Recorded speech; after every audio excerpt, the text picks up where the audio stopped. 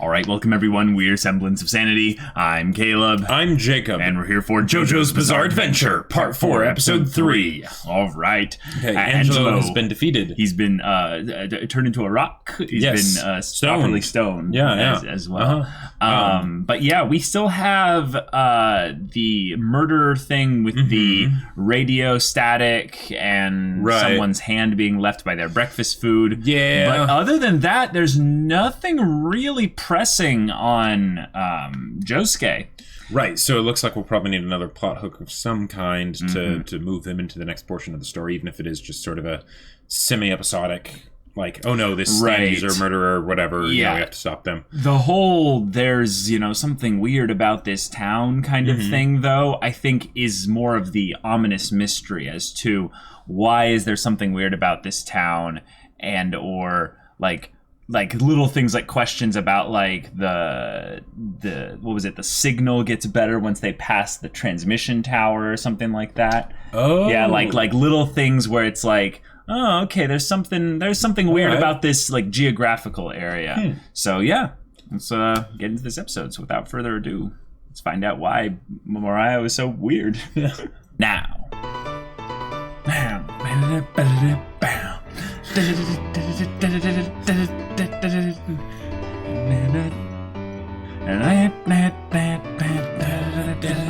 oh, I just realized something. What? All those silhouettes passing were unique. Okay. They there was no repetitions as far as I could see. All right. Which means those are probably all like the characters, like all the characters, because there's so many of them. Well, there's the guy with the scars, and we haven't, like, he's shown in the opening, but we haven't been introduced to him yet. Right. And apparently that pose is now a freaking meme, as people have been saying in the Discord. Yeah, it's the Koichi pose.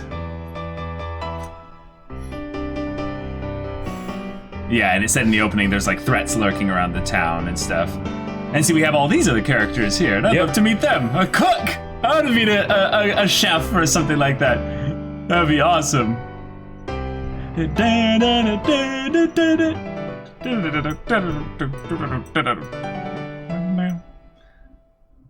cool. The Nishimura brothers. だが帰国は当分先だ。まだ調査中になっていた例の写真。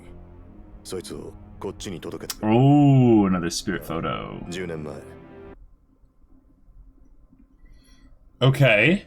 And then the ED, it's like, it's formed a lot more, so it doesn't look like a person stuck in there. Oh, that other guy.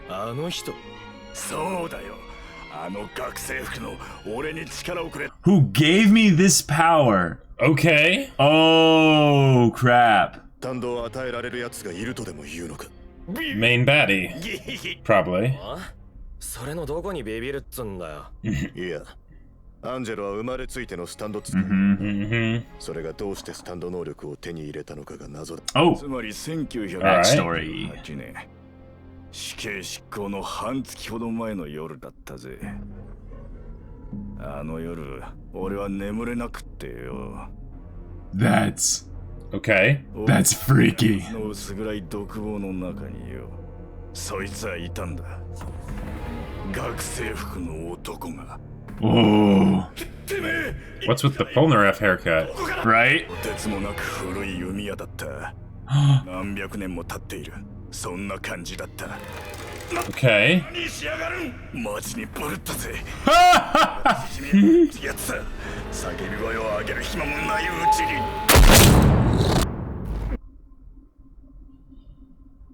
Whoa. Okay. Whoa, that's cool. Dang. That's cool. Yeah, this looks like some kind of... No, it's not Polnareff.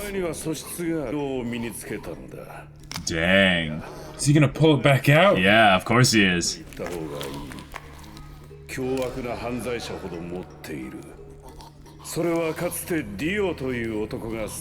Dang. Okay, here's our tie-in to part 3. Yeah. Oh! Oh, crap! Oh no! The glove crawled inside her, yeah. に対する怒りが足りなかったか。何やってんだ。真剣に言ってんじゃねえ。Oh, you shouldn't have said that. の神が。なんだって。おめえ、俺をやったら学生服の男が黙ってねえぞ。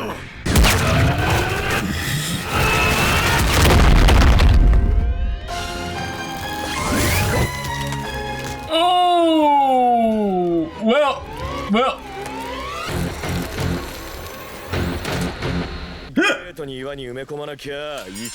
Yeah, that's why it looks different in the ED, okay. That kid is yeah, yada yada does it. Jeez. 信じてるんですか？あんなホラ話。ホラじゃない。こいつは共にディオと戦い、そして倒した。だが一つだけわからなかったことがある。1987年。ディオという男が Cool. So we're gonna find out. Okay. We're gonna find out that whole thing there. So this ties it into the grander conflict. It ties it in as. この町の危機がアンジェロ一人で終わるとはとても思えん。Wait. Who was that in the photo? I don't think we're supposed to know. 森王朝の行方不明者は今年 Whoa. 1999年になって Okay. Whoa. Crap. うち45人が少年少女で家出もいるとしても日本の同等の町の平均と比べて 7,8 倍 Right. この Yeah. 異常だ。放課後まで勉強か。帰ろうぜ。We're friends now. Right. 来そうだ。 These camera panning things are really nervously weirding me out. あれ？こんな岩あったっけ？まあ最初はこんな風じゃなかったけどね。最初？まあいいか。よ、アンジェロ。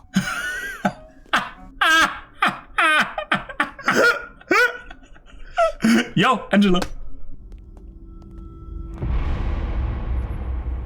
Cool. All Okay. right. あれ、長介くん。あ？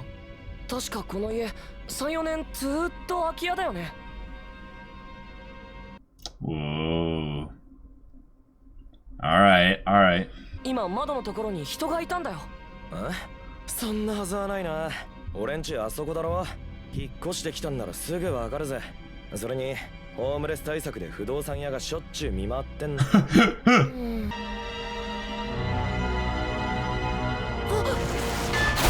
Oh! Whoa! Oh, this is the Scar guy. Yeah.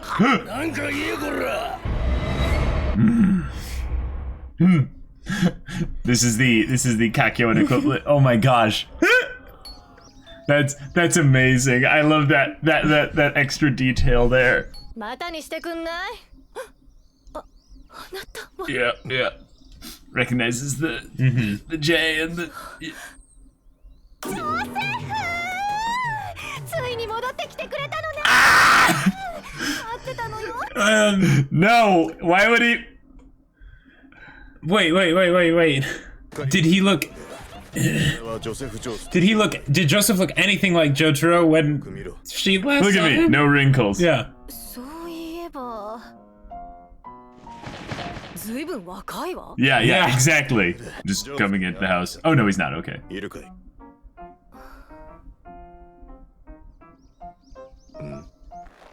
ジョースケはどこかって聞いてんだが。あ、ジョースケは What was her like spacing out there? Yeah.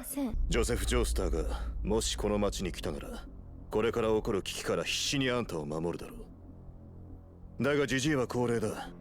この町に来させるわけにはいかない。 Gotcha. 俺がジジイの代わりだ。エジプトで入手した。Yeah, it looked like Enya. Oh. Yeah. このエンヤバーが手にしているのも弓と Dang. Okay. 持たない者にその能力を与える。 And she was the one hyping up Dio's stand, being like, Sure. you know, this stand will make you, rule the world, basically. And it said, この家は俺の親父が買った家だ。 Oh, your old man. Okay. 検索はするんじゃねえぜ。二度とな。んなことは聞いてねえ。てめえに話せと言ってるだけだ。口の聞き方知ってんのか。てめえの口を聞けなくする方法なら知ってる。ほう。Oh. Oh. 兄貴。アンジロを倒したやつだということは。 Okay, cool. alright. All right, awesome. Okay. スタンド使いだと。 Yeah, they both are. スタンド使いなのか。奥安よ。東方丈介を消せ。 Jeez. Punch Koichi, like, punch the crap out of him right now. ひょっとしたらそいつもスタンド使いになって利用できると思う。 Oh. No, this is it. He's going not to be evil. he's going to become a stand user. No, watch. It's just going to take a little while longer. Cuz he's not evil. He doesn't have all that potential. ダメだ。 Okay. All right, here we go. This is the Kakyoin equivalent, you Basically. know? Yeah. 片丈介、お前はこの二重ら奥安のザ・ハンドが。 The hand. マジに顔を言う。どんなモンスターマシンに乗ってもビビってしまう。運転するよな。兄貴、あんまりムカつくこと言わんといてくださいよ。この野郎、予想外のスピードだったもんでよ。遊んでんじゃねえんだぞ、奥安。 Talking is not a free action in this case, and they're gone. yeah. Yep. 俺が話し Yes. お前、頭悪い。 Yes, he is. Of course he is. なんでそう。 Oh! どけ近づくとマジに怒るぜ。やってみろ、こら。 He hasn't insulted his hair yet, so he's not gonna go lethal on him Yeah, yet. yeah. Oh, good. Okay, he's thinking intelligently. There's something off about この右手に異常な。 Well, don't just focus on the one phrasing. hand. Phrasing. 離せんかい、タモが。やはり右手だ。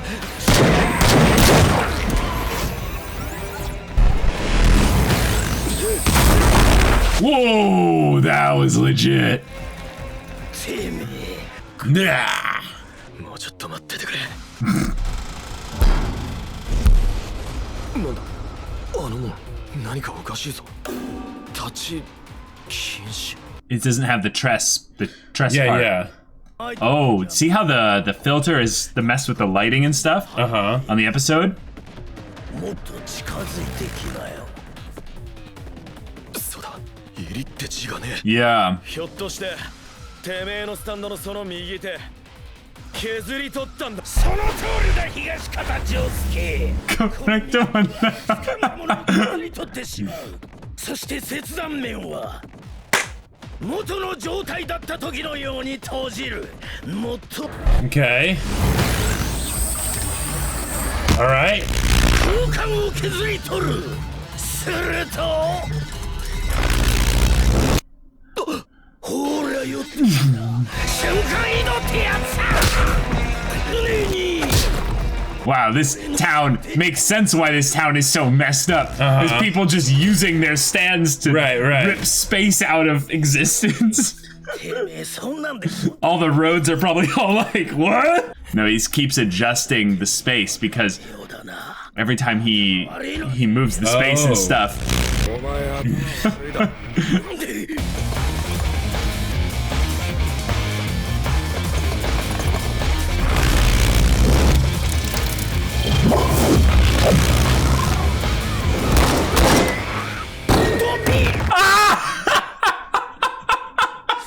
Wow. Oh! So one hit in the jaw. 締めとくかな。こいつの心に敗北感ってやつが植え付くしな。せーの。こいつ Yeah. Let's get this blondie Okay. Polnareff looking. この矢は大切なもので一本しかない。 Yeah, that makes sense. Okay. Makes sense. 大切な目的だ。 I'm just taking the arrow back, basically. しない違いない。あのザ・ワールド Yeah, it created a stand that powerful. Right. Well, although if it's based on the evilness of the person, Right. しているミトヤを破壊し Yeah, because if he's been doing this for 10 years, well, yeah. ザ・ワールド以上のスタンド能力を持つ者が nice. That's how they handle escalation, basically. All right, next episode. Next episode. So the person at the Trillion? beginning with the decapitated, arm, Yeah. you know? Whoever was connected to that, that's probably the person who got, who was super evil and Yeah. got, a much more powerful stand, you know? Right. But it's interesting because Angelo is someone that is absolutely evil, though. Yes. And he didn't get that strong of a stand. No, he didn't. So I don't think it is necessarily... I think that's the wrong interpretation. The evil thing. That's not the only variable kind of a Right, thing. exactly. What it might be is something along the lines of what the person's like their desires or something, or the strength of their spirit, some resolve stuff or something. Combination of, Because multiple things. Because his stand came from the Joestar bloodline, which is connected to the connection that technically it was Jonathan Joestar's body that got the stand. Even though Dio was the one that assimilated the body, that was why they got their stands. So their stands came from this arrow as well. Okay. So I think they're trying to basically say this is the origin for where it all kind of just started. Okay. A rapid introduction of a mechanic that brings in new stand users, and a lot of them. And it makes sense because that was probably the biggest issue with part 3 was why are there all these stand users? Where did they come from? And how did Dio just get them and everything? Yeah. And now they have an explanation as for a built-in mechanic for why it's not just that there would be so many stand users, but why they would continue to pop up probably in a very small, in this town, and one at a time. Yes, and also why there was that group of people that came to Dio, remember? At the part where they transitioned between the second half of part 3 and the first half, there was this group of people that went into a temple or into Dio's area. Those were the other stand users, right? I know, the 10 but, new ones. Right, but that's the thing. I don't think they had stands yet. Oh, I think they were all getting they were shot. Gotcha. A new batch of soldiers. A new batch, yep. Sure. Yeah, that would make a lot of sense. And I think it's another thing that's a little weird here is that the stand users themselves, some of them were said to be legendary with their stands and stuff. So I don't think that all of them are necessarily coming from this bow and arrow. Right, because Abdul, for instance, Yeah, sure. But what is interesting here, though, is that they have explained a very roundabout way for the Joestars getting their stand and how Dio's stand wasn't something that came about because, Jonathan had a stand all along. Sure, it's kind of tying the last knot about the whole transition from Hammon to stands as a power system. But then it also opens the world up again even bigger because the world got defeated. Yeah. But it opens up the whole world building side of things with having an item that can create stand users because they're going to destroy the item. They're going to destroy it. It doesn't make sense for them to be let's turn this into the Speedwagon Foundation. This belongs in a museum. No, they're going to. They could try and do something where they don't know how to destroy it, but the arrow itself probably is a stand. No, I was just gonna say that someone made this.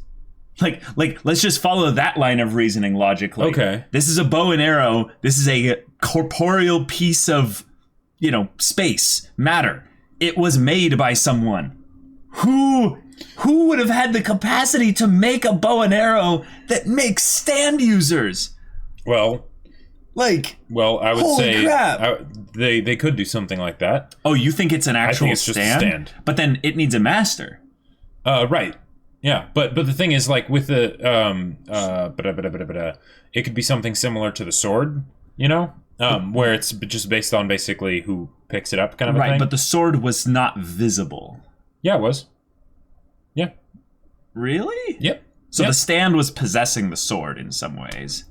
Sure. Or just, I mean, JoJo's isn't always perfectly consistent with all of the things that it does, because it has plenty of exceptions to rules. But. For sure. So let's go along both of those lines here. If it's a stand, like the sword, if it's some kind of possessed thing, if it's some kind of thing there, it could be a dead end, yes. And then it basically leads back to a master at the most, and it's just kind of done. I think what's way more interesting is that if it's an item that was made, this is how JoJo's can go on indefinitely.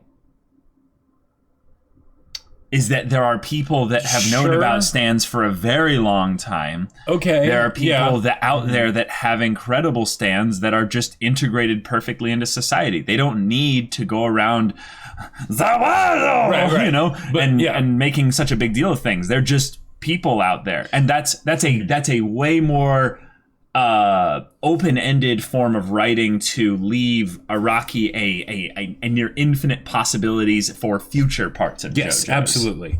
That is something that could also be done with it being a stand. You just have it be a stand user that, you know, that has the stand of doing that or whatever, and like, who knows, that could be the main baddie of this part. Okay, so then how does that lead into new parts? I mean, the idea of stand users, you could have stand users that don't go around going Zawardo. You know, like, you don't have to have it go any one particular way just because of the origin of the sword itself. Because whether the sword was created, if it was created, it would need to be created with some sort of non-physical type, you know, traditional stuff that allows it to happen, right? That would either be stand user power, stando power, or it would be something else. If it's something else, then that's introducing more a new power system than it is. I'm with you. We wouldn't want a new thing here, but having it be created, I would say, has then stand users basically giving themselves a way to interact, because think about Crazy Diamond here. Okay. His stand Josuke's stand allows him to interact with the physical in such a way that is not just destructive. It reconstructs it. It's very much, you know, kind of the alchemy kind of thing. Yep.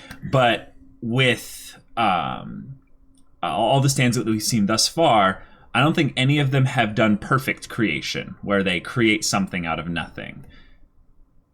Okay. So what I'm thinking is that, yes, this bow and arrow was made by a stand or stand user combination. Yeah, and I mean, at that point, it's kind of a moot point, because whether it's made by a stand or a stand, you know, the laws of JoJo's and stands aren't defined enough to have there really be any necessary difference between those two as a concept. I think this bow and arrow is an example of either a minor plot device that Araki just kind of introduced for the purpose of creating more conflict, or one that he introduced that for it to be that at, you know, maybe at the initial point. But if we look probably, like, you know, far out into the future, this is something that he can refer back to as being, you always wondered where that bow and arrow came from. Well, it came from this person here. Yeah. Because it's not fully retconning, I would say. In some ways, this was... Well, no, this is the same pattern that he did for part 2. Yes, where he had some, you know, crazy thing, vampires, right? Yeah, and then in the next part, and the masks. And then in the next part, he's like, okay, where did that come from? You know, and then he does that, and that's the antagonistic force for the next part. That's all I'm saying for the bow and arrow here, basically. Yeah, and that's self-explanatory. They stated that quite clearly. Which is very interesting, because that's a way to have it be tied to, and that's probably the reason that Araki does it, is because it's a way to tie the motivations of the characters from the previous parts, especially since Jotaro is still the main character. Well, not the main character, but he's still, like, around, right? It's not Jonathan going to Joseph. That's a much bigger leap. But the fact that Jotaro is still around, then the connection to Dio means that we have a reason to really care about what's going on with these stand users, other than the fact that they're probably doing bad stuff. Well, that's what Josuke is for. That's what all the other characters are for. Yeah, Grandpa being killed. We don't need. I would say, like, we don't really need Dio in this, or even Dio's influence in this, to care about the conflict here. No, that's what the characters are for. I think what it helps is the actual idea of there being a grander conflict. Yeah. But yeah. And we'll be able to get into that, and they seem to be setting it up so it is going to focus on the town itself, which is cool because, like, JoJo's Bizarre Adventure, there's been a lot of going around to different places, so the fact that we're actually staying in one location will be a very different feel to it. Because there's been years potentially of stands getting created here. And the whole idea that Koichi went into kind of investigating, there have been a lot of disappearances here. That doesn't necessarily mean that those disappearances are like just people getting like abducted like Angelo was doing. Those are people that could all be stand users. Right, yeah, Because like, let's say one of them is a kid and they're like, 12 or something, 10 years goes by. Exactly. They've been hiding from society, just their weird, I've got this spirit thing that follows me around. Yeah. And then maybe that's part of the thing that this guy's going to be tied to, this bow and arrow guy.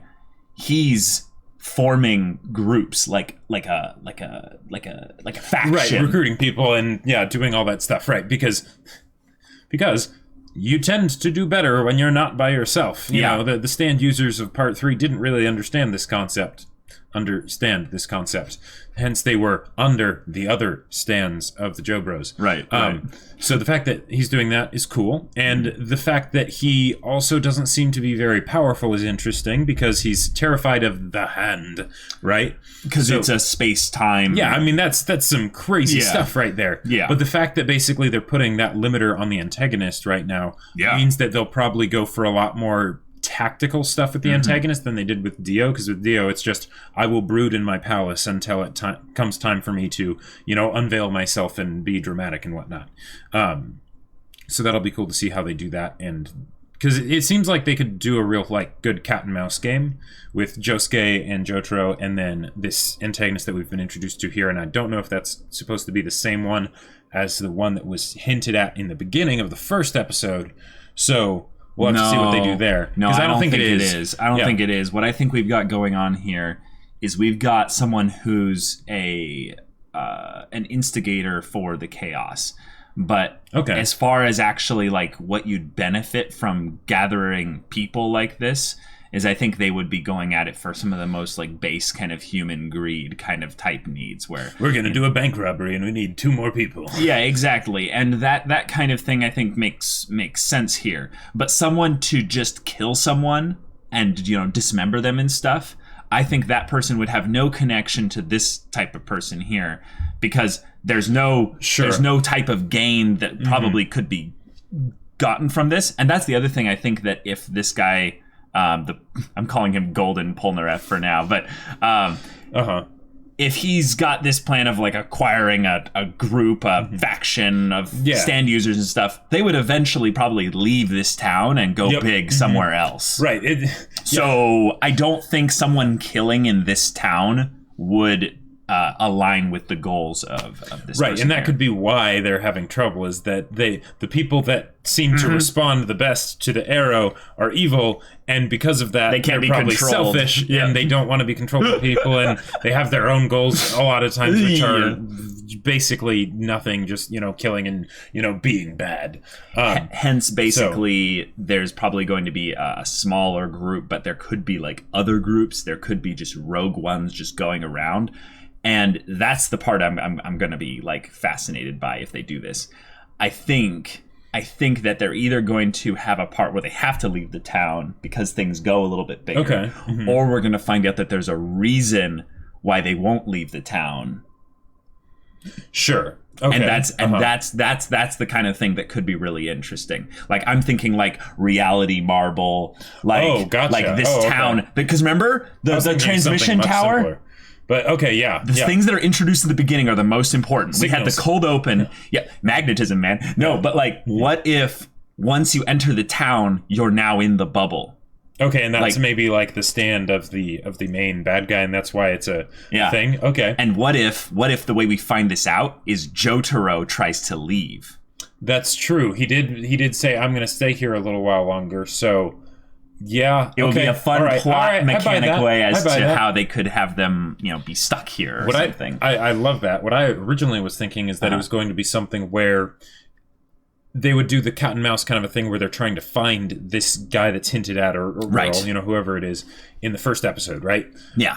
But they're going by proxy. They're using other people to do their bidding, right? Yes. Because Sure. I hope Golden Polnareff is not the main bad guy. No. No, he's introduced too early, and he doesn't seem to have a stand that's probably that strong. Right. And he's referenced in the episode title. It's the brothers, you know, so that means it's going to come to a point where it ends. Yeah, probably in the next episode. Exactly.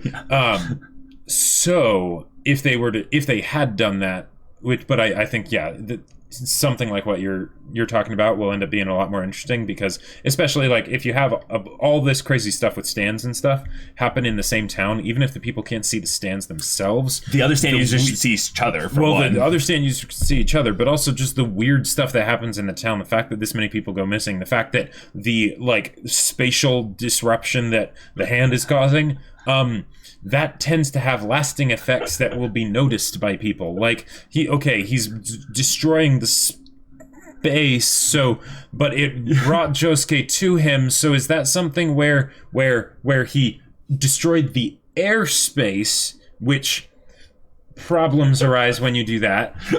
Or he just destroyed space, in which case what happens to the ground? Is that why Josuke was brought forward? Because the ground that was in front of him stops existing? But then if that happens, then like you'd have roads that just like suddenly you know get warped and things. Right, that's what I think, is that in some ways we can't take anyone's description of their stand literally, because what's going to happen... They don't even truly know. Right, because all these people are new stand users. Yes. So they're bad at using their stands, which is cool, because then you get these crazy specific chaotic stands that people are like, yeah, I can do this cool thing. And it's like, yeah, that's awesome, but you suck at it. So I'm going to destroy you with my clever thinking and stuff. Yeah, usually what it would be in part 3 was that they would have a stand that was also super powerful, but it was mainly that they were good at using it. Right. And a lot of times it wouldn't actually be that powerful. They were just good at using it. They were just really good at using it. And the Joe Bros didn't clue in that, hey, maybe we should stick together. But here they can do completely different stuff. And if they're stuck in the town, this is very important. We could have more high school antics. Oh, I would love high school antics. A little bit of that here, in that the high school life was continuing. But because the thing is, the school uniform. Yeah, the school uniform and all that stuff. Because one of the things that I absolutely loved in early days of Bleach. Whoa, I know, but I loved the whole being at school and crazy stuff happening, and you need to handle it, and you know, and handle like the home life and the balancing of everything. It was cheesy, and I loved it. Yeah, and JoJo's doing something like that. Right. Oh, they would do it right. Invisible spirit battles during class, or like in the halls or something like that. Yep. Teacher comes by and they suddenly like stop, but they're like posing so hard, and the stands are still doing stuff, you know. But the stands aren't doing that much. They're like choking each other out, but they're like, you know, like not moving, because they're like, all right, and then and then the teacher walks down the hallway, and then you know, just it resumes. You know, I would love that kind of stuff. Oh yeah. I also think what they're trying to do here is they're trying to let us know, hey, we're gonna get some more episodic stuff. This was called basically the what was it, the something brothers, right? The whatever brothers, yeah. But did it say part 1? Part 1. Yes. So what they're doing here is they're saying, okay, we're gonna go into kind of the stand of the week stuff again. Yep, but we have a mechanic behind it. And it might lead us to more, which is interesting. So we start off kind of slow. We start off kind of chill. We start off with maybe some more important stand users, in terms of like maybe like this guy's going to join the main cast for one. And Angelo, you know, he killed Josuke's grandpa. So yeah, he was pretty important, and now he's dead. He's dead. And one of the things that's really cool about that is that in the case of part 3, there's this idea of we need to go defeat Dio. It's like, awesome, cool. But because of that, there was also this notion of, we know we're not near the end. Yes. Right? Because we are going on a literal physical journey. Yep. And, you know, say no 10 one's episodes in. Stop us, basically. No one's going to stop us, but also 10 episodes in, we're maybe a quarter of the way there. Right. You know? And it's like, Oh, I see. You know. So now here we're removing that aspect of the journey having to have milestones at specific points. And part 3 did a good job of that with Jay Guile, I would say, because that tied in a lot of Polnareff's story. And then the surprise Vanilla Ice just slaughterhouse, right? Which was cool, but awesome. That was near the very end, right? And it was still very much this thing of, okay, we know that these stands aren't really important because it's not Dio, and Dio's going to come much later. So the fact that they don't have that here, that means we can be more in the present rather than wondering about the future, and more worried about characters like Koichi, like Koichi has an arrow in his neck. He's probably going to be okay, but the question is, do you think he's going to develop a stand? I hope he does. So I hope he does. I think he will. But here's the question. Yeah. Here's the question.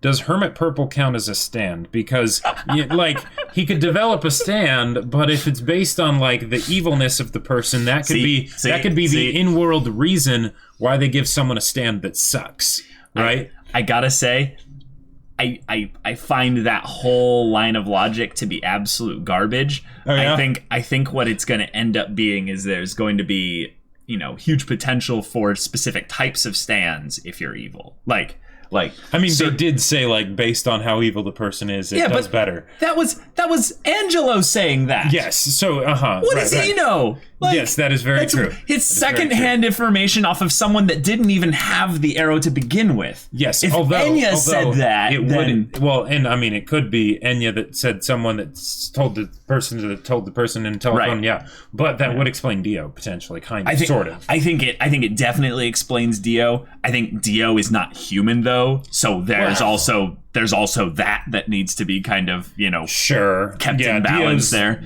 Dio broke all the rules, I think, and that's why he got a power that could stop time. What's cool there is that kind of shows us the crazy part of it, but Jotaro did say we could have someone with a stand power stronger than the world. So that is as far as I'm concerned, that's a Rocky telling us the world is great, but have you seen fill in the blank here? Exactly. One of the things that I love about that, though, is that when I think about what would need to happen in order for someone to have a stand more powerful than the world, it wouldn't actually be their evilness or anything. It would just be their ego. Because that the reason that Dio got a stand like the world, it wasn't just because he was a vampire and super powerful and its force of will or whatever evil. Maybe that helped. Right. But it was really because he wanted the world to revolve around him. Yes. He wanted no one to interrupt him when he's talking. He wanted the spotlight, and he got it, right? He definitely did. So that's probably what a part of it is it's something about the spirit of the person. Sure. Because ego is some ways tied to the id, the spirit, the visualization of themselves. Yeah. Yes, exactly. So Koichi could be kind of the more humble, humility kind of person. Right. And he could then get a weaker stand. Mm-hmm. But it makes sense then why, Josuke, who has some serious ego issues, has an extremely powerful stand. Yep. Hey, maybe that's what the secret is for all the Joestars, except for, because Jonathan didn't have a stand, so there we go. We removed that issue. But I mean, technically he did because it was just Jonathan Joestar's body when Dio was. So moving forward, we're gonna deal with these brothers. We're gonna get into more episodic stuff with stands of the week and all that stuff, and hopefully some good high school hijinks. Mm-hmm. There was the whole bit with Jotaro and Josuke's mom. Because here's the thing. That was hilarious. Here's the thing. I love the idea of the awkwardness of the fact that Jotaro is not that much younger than her. Just saying. and he is basically the more spitting image of youth and all that stuff of Joseph. Yes. So if they wanted to do something there, they could. I didn't expect them to do quite that because the fact that she mistook him for Joseph she knew Joseph when he was 62. Yeah. How do you make that mistake? I mean, okay, Joseph is pretty awesome, but this is the bad joke that can be made here. She knew that wasn't Joseph. But she's like, I'll get to cop a feel in here, like, either way. And it's like, I know how those Joestar muscles work. Yeah. Dang. She's... Wow. Which the thing is, here's the thing, because one of the best parts about having high school antics is also the awkward romantic tension that comes with high school, right? But if they can take that, yeah, and then double down on it by having there also be the awkward home life romantic tension where just maybe his mom has the hots for his nephew. Is that how it works? Yes. Wait. Right. Yes, that'd be Josuke's nephew. Yeah, right. Yeah. Yeah. Josuke's mom has the hots for his nephew. For her son's nephew. Yes. Yeah. Yes. Yeah. It all makes perfect sense. JoJo's Bizarre Adventure. That's the bizarre part. So, what would that make? That would make her to Jotaro his great aunt. Well, here's the question. No, really, that would make him she would be his great aunt. Great aunt. Yes. Yeah. And she's like maybe 6 or 8 years older than him. Yeah. Oh my gosh. Wow. So yeah, no, that wouldn't fly. No, that. Actually, wait. Did we say how she said she was 21 when she had Josuke? So yeah, she's like right. But it was 10 years before or whatever before part 3. Yeah. So right. Yeah. Yeah. Okay.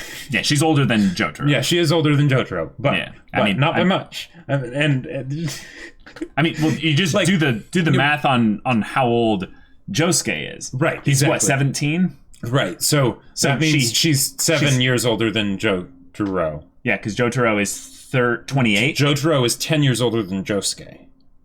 So 27. Yeah, he's 28. 28. Right. But Josuke I think is 17. 17. Okay, so he's 11 years older. Right. So that that means 6 carry the 7 years or 6. Point is, and the thing is that since Jotaro and Josuke are the main two characters of this story, right. If we add a dynamic like that would be sure to make the interactions between the two of them much more complicated. You're not actually shipping them, though, because... No, not yet. Oh my god, Jacob. But it would make for such amazing conversations between Jotaro and Josuke. I love how you're like, I don't ship it yet because there's some interactions I just want to see. I'm like, what interactions are you wanting to see other than like look at what we got? Like, you want more than this? No, well, see, here's the thing.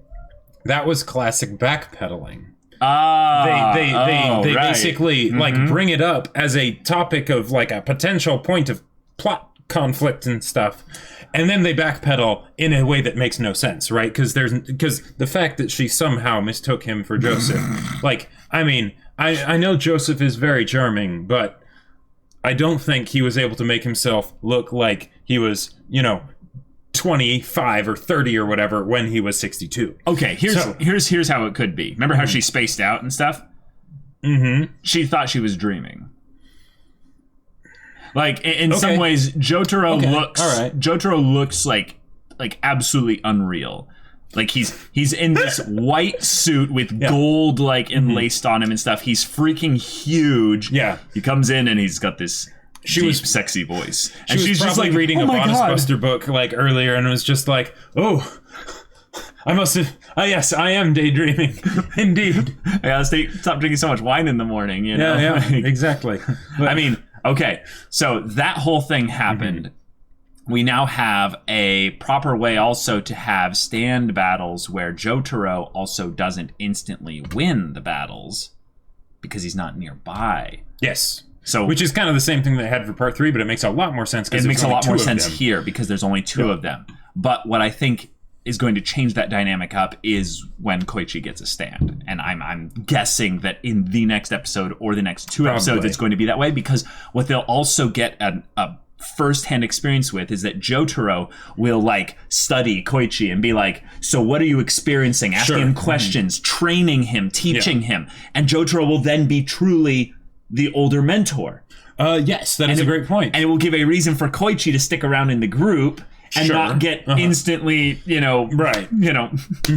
Although, okay, back to the whole talking as a free action thing. Oh, yes! The fact that Josuke was just sitting there saying, let him go, while Koichi is like...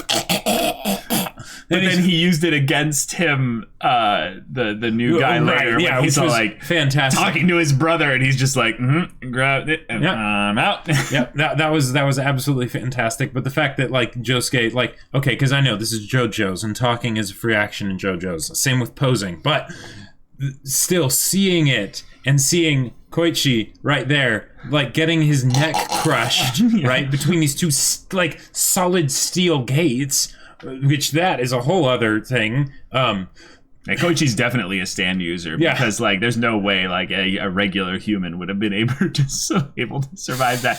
See, that's the thing. Koichi already has a stand, and it was shoulder span is not I guess he hadn't been pierced yet at that point. Oh, okay. Here's a good point.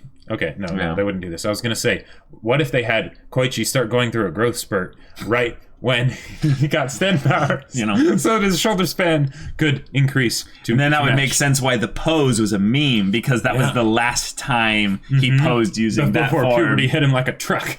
Yeah. I'm 14. And then puberty comes like, All right, guys, this is so much fun. This is a ridiculous episode. It's a really fun introduction. It had some cool world building stuff, some cool backstory things, tying things to part 3. And now we have a reason to continue on with Stand Users of the Week and all kinds of crazy stuff from there. So yeah, if you want to see the next episode's reaction right now, go check out the link in the description below for our Patreon. You can get on early access there. You can watch full-length reactions there, and all this comes with Discord access, so you can chat with us about stories or just whatever. And Jacob's going to promote something here real quick. Indeed. So my sci-fi novel, Battle Line. Some people call it BL. No, it's complete coincidence. But it is available for pre-order still. So pinned comment down below with the link to the Kickstarter. Go get it because it's really good, and I believe you will absolutely love it. The characters are awesome, so do that. Yeah, so if any of that interests you, we'll see you there. But until then, we're Semblance of Sanity. I'm Caleb. I'm Jacob. And we'll see you all next time.